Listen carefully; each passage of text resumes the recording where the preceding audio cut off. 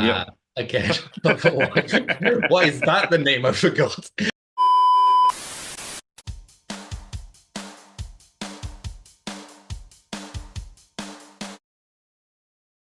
Hello, everyone. Welcome to No Drama, Just Movies, and we are back this week with another TV review. Hit that subscribe button to stay tuned with all the content that we produce each and every week in the world of TV and movies. My name is Cameron, my Vanessa, Kelly Smith, and I'm joined by my esteemed colleague here. I'm Phil, der Angel Corwin.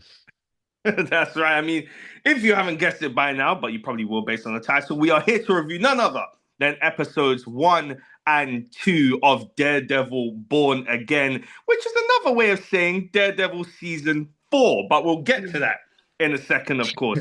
Let's hop right in, and I'm going to start by saying this, okay? It's hard not to talk about any MCU property of any kind these days without talking about where we've been over the last few years. And when the trailers for Born Again, when the first trailer for Born Again came out, everyone across the fandom looked and said, "Are we back?" Like, and I feel like we've said this many a times when a trailer or a poster hits, like, "Oh, we're back. Maybe this is it. Maybe this is it." And then obviously the initial reactions for episode 1 and 2 came out, which was very positive from critics. We said, "Oh, is this it? Are we back?" And then the reactions for the entire season came out. It's like, "Oh, are we back?" Yep, that did happen. And after seeing episodes 1 and 2, and obviously it's just 2 episodes, but thus far, we are back. In my opinion, we Okay. are back. I'm going to say this immediately, and I know this is probably not the biggest bit of praise, but this to me is the best bit of TV that Marvel Studios have ever put out by far. That's probably not saying a lot. However, this is a show, and this the DNA of this season. The title of this show is called Born Again, right? And that is a play on words to a degree because there was a time when this show was, they scrapped this, right? During, I think it was literally either during pre-production or production, they scrapped it, if you remember correctly, on season 1, and they had to go back to the drawing board. Foggy and Karen weren't actually even in the show, and they had to do the rework. And we thought to ourselves at the time, well, this might just be a bad sign. This is either going to be the greatest thing ever or it's going to be the worst thing ever. Well, I mean, this is fantastic. I mean, this is great. This is real TV with real episode lengths. Thank goodness someone at Marvel Television, Marvel Studios or Kevin Feige finally said, let's do it. We're back. We're back. And I'm excited, man. I'm excited. Also, as well, just a little thing as well. This is the thing about Daredevil, right? And this show and the DNA it shares, obviously, with the previous Netflix show, which I personally considered as the greatest live-action super comic book TV show of all time. Me personally, right? That's what I thought. Even when I was at drama school, and you know how these older acting teachers are, they hate the comic book stuff. They think it's despicable. They go Martin Scorsese on it. Even one of my acting teachers thought it was so great that he included the scene in our end of year showcase. But that's another thing. That tells you what it had to live High up to. And praise. I think it is happening. But what was your initial thoughts? I think first I think we talked about this as well. We were, I think, a little bit worried about, it going over to Disney and is it going to be the same show? Because Netflix was allowed to be brutal and we had a lot of darkness in it. And I think the fear was that Disney would come along and completely clean it up a bit. Nope. Nope. Not yet. So far, in the first 2 episodes, it's definitely still got that rawness that we all liked, loved from the Netflix show. Just that first fight, if we want to go into specifics as well. It's one take as well, which was amazing, a little bit further back, so it didn't have that, choppiness that Marvel sometimes has. I still like the Marvel fight scenes, but this is what I want from a Daredevil fight scene, where you can see every blow and you can see what they're doing. And all that in one take is what it's just fucking amazing. And I watched this and I was like, yeah, like you, we're back. And this is still the old Daredevil. Um, so yeah, I really enjoyed it, and like seeing the trio for at least for a bit. Again was so beautiful. Seeing Foggy, Karen, and Matt. Uh, Yep. again, why is that the name I forgot? Well, But yeah, seeing them again was great. And just like Fisk as well, obviously, but like literally just slipping back into it as if is literally the next day after season three. So yeah. I thoroughly enjoyed it, I think. I mean, you talked about that opening sequence, right, of episode one. Like, it wasn't just it wasn't just a weird, but I nearly crapped myself in excitement. Like, this was incredible. I was just sitting there, like, just when you watch something, it gives you all the feels. I was just like, oh my God, this is incredible. Seeing, and it's so brutal and violent, Mm. killing is back in the MCU where it should have been all along. And, it's just seeing Daredevil and Bulls that they go from even just how they zone in on Matt, obviously using his hearing to kind of hear what's going on and notices that Bullseye is coming close, and you have that build up. Then he immediately shoots Foggy, and then you have the battle between they're going up the apartment staircase, and it's like, oh my goodness, it's tremendous. You mentioned obviously Vincent D'Onofrio as Mm. Wilson Fisk, like he like where did they find this guy, like, and I mean that in the greatest way ever. Like, Marvel have done a tremendous job, right, over the years. And obviously this isn't even a Marvel thing, this is a Netflix thing, weirdly Mm. enough, but Marvel have done an amazing job in terms of casting, right? They are so lucky that, and I'm so glad that they did bring back over Charlie Cox and Vincent D'Onofrio, because that scene, obviously we're jumping a bit here, but that scene between Fisk and Matt in the diner. In the I day, mean, we yeah. see it in the trailer, but oh my goodness, this idea of like these two men who are really struggling to not go back to their previous lives, to embrace who they really are, and they're there having this conversation, and it really felt very Joker Batman-esque in the sense where you are the yin to my yang, and seeing each other again it gets you going. It's funny that you say yin and yang because that's what I was thinking about as well, but probably in a different context. Um, because there is a sense that Daredevil is the good guy, so to speak, but he dresses as a devil and he like has a darkness and an anger in him, like when he throws Bullseye off the roof after Foggy is shot. So he is capable of that darkness, whereas Fisk. Never noticed that before, but he wears this white suit, right? Like Yeah. basically dressed like an angel, but he's the bad guy, um, who is now trying to be the good guy. So there's like both in each of them. So it is like a yin yang symbol. Yeah. And I love that scene in the diner as well. It reminded me more of in Heat, the conversation between Yeah. Robert De Well, Niro I don't remember the and characters at the Pacino. time, but Robert Yeah. De Niro and Pacino. But those guys, just yeah, just this those former uh foes, like how they're almost joking. Oh, you tried to kill me a couple of times, and like ha ha ha. It was like fun to watch them act that as well. Like it was a really good scene. Yeah. I just love seeing them together and just there's a history between Fisk and Matt. And it's like every time they're together, it's so tense and like it does have a special sense of tension. Yeah, it does. And I think that goes towards the tone of this show. Like, Mm. like it's gritty, it's dark. You're watching a crime drama, a political drama, a action thriller. Like it's got everything. And you go into, for example, episode two, which episode one I feel like is on such a high. Episode two I still thought was great as well. But you're dealing with this idea of Hector, and I forgot the actor's name, but obviously he unfortunately passed.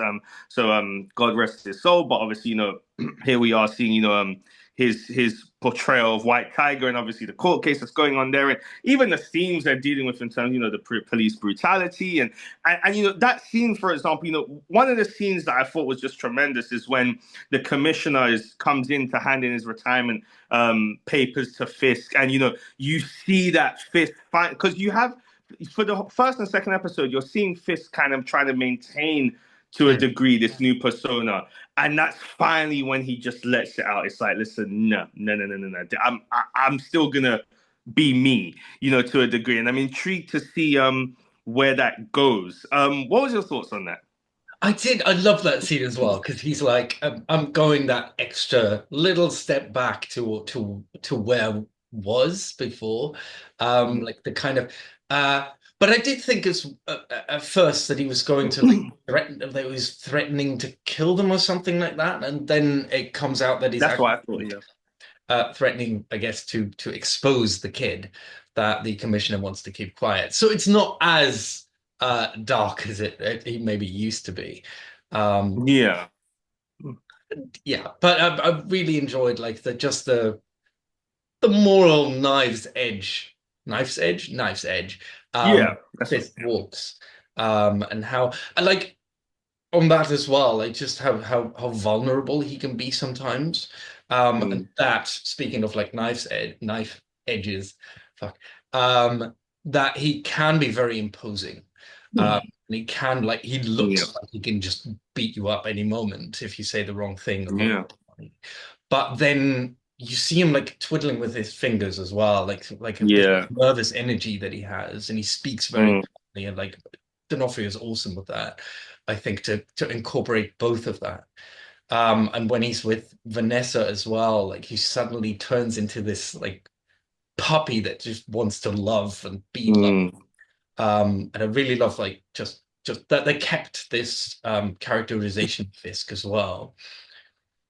Yeah, because in the original rendition of this show, I believe Vanessa wasn't even in it, and so it's kind of when I say the original, when Marvel was deciding Like to follow yeah. through with this, yeah, Vanessa wasn't in it, and so like I do agree. And I mean, what did you think of this therapy angle between Fist, Vanessa, and I can't remember the lady's name who's now Matt's latest date, should we say? But I feel like it's an interesting angle. I'm still it didn't completely sell me, but I'm intrigued Okay. to see what. And I think the classic thing I always do enjoy when characters cross over, or their arcs cross over, and I'm intrigued to see how that materializes. I just hope it's not like just something we've just easily seen before. I do wonder because like at the moment he doesn't know that she's with Matt. And I do, but I think it's a sincere thing of him trying to fix his relationship with his wife, which I like. He just happens to find her. But I wonder if that's where they're going, where he does find out, oh, she's with my former mortal enemy. And there's the pressure point, right? Yeah. If he one day, maybe further down the line, needs a pressure point for Matt. So Mm. yeah, I'm curious what's going to happen there. Not only for that relationship between Fisk and Vanessa, but also because of, what is going to happen with this poor lady. Yeah, no, I agree. And I mean, the final thing I do want to say, the one thing I really did appreciate is, I think when you're doing a world, especially in this where it's a connected world where, the superheroes exist, superpowers exist, etc., etc. I think sometimes it can be very difficult to believe that this world feels real. And I think that they've just the Netflix did it as well, but here they also do it where it felt real. New York felt real. Mm. The vibe felt real. You could believe that this was actually happening. And I think Marvel have done well with that in certain projects.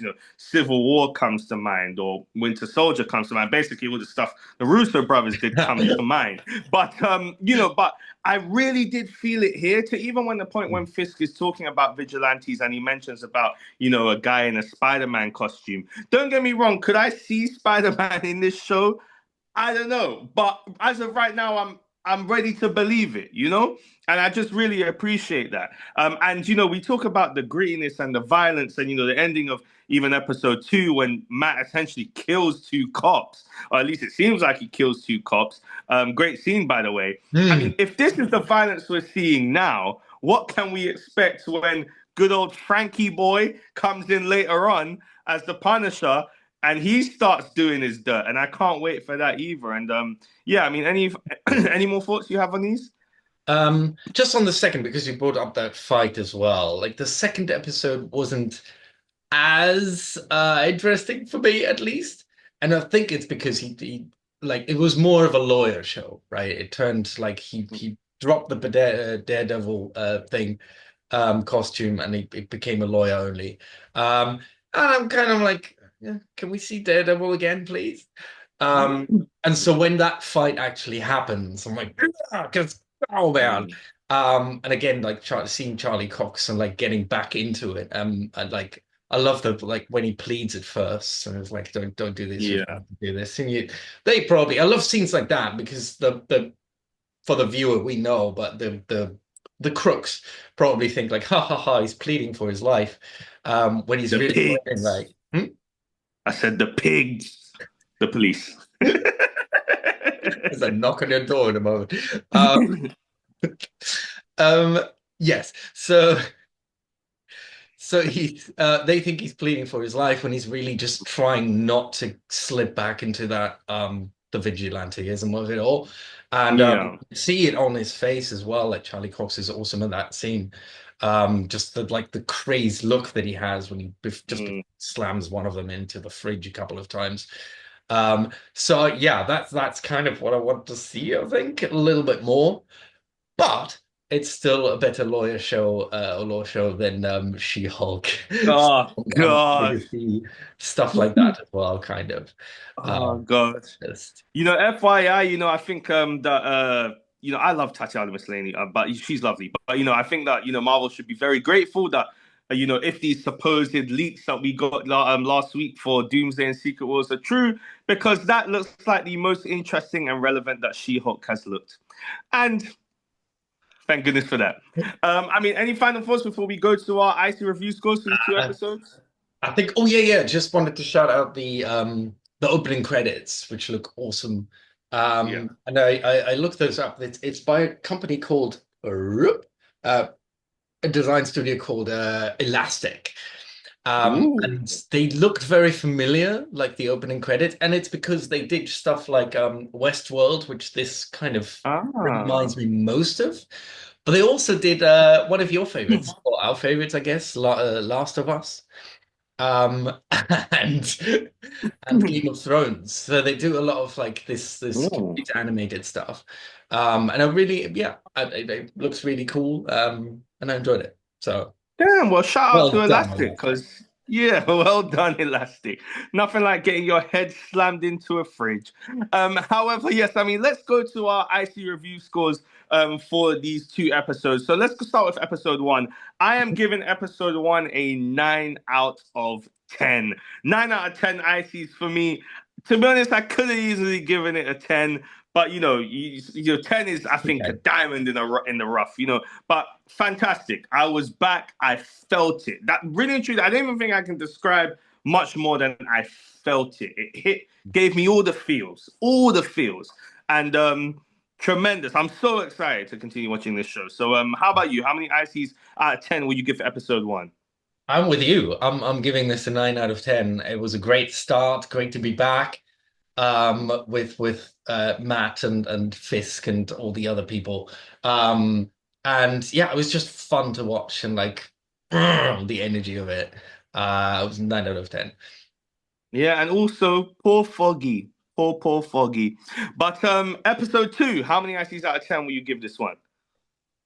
That one I go a little bit lower because again, I was missing Daredevil. It's still good, but yeah, I was missing Daredevil a lot. So I'll give it a 7 out of 10. Okay, well, I'm going one up. I'm going for 8 ICs out of 10. You're right. It's not as good as episode 1, but I still really enjoyed it. I'm locked in. And shout out to, is it Cherry or Chase? What's that guy's name again? the Matt's new investigator friend. Really? Um, I thought. I think it was Cherry. But shout out to him. He's quite interesting too. So whoever it may be.